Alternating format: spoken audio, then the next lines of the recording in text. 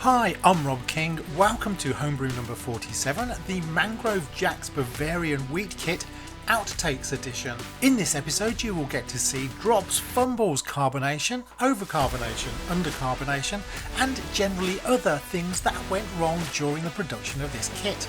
However, the end result was wonderful and you can check out the link above to be able to see the step-by-step guide that gets you to the end result. Meanwhile, here's some of the chaos. First thing I'm doing is I'm correctly connecting the liquid post to yellow.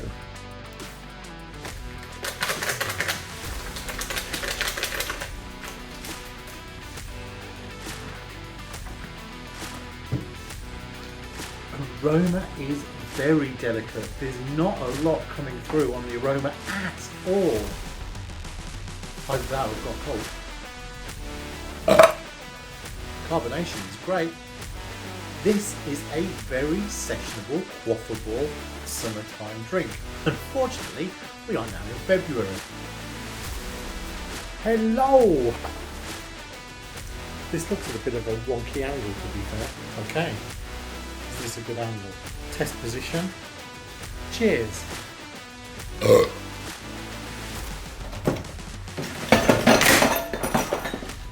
Liquid.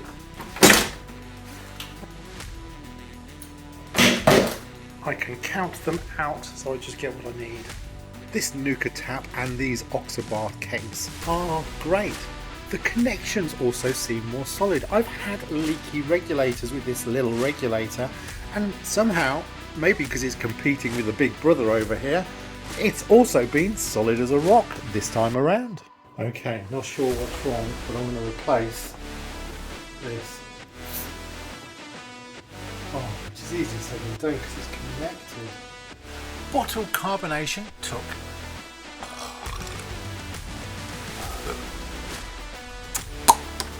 in the production.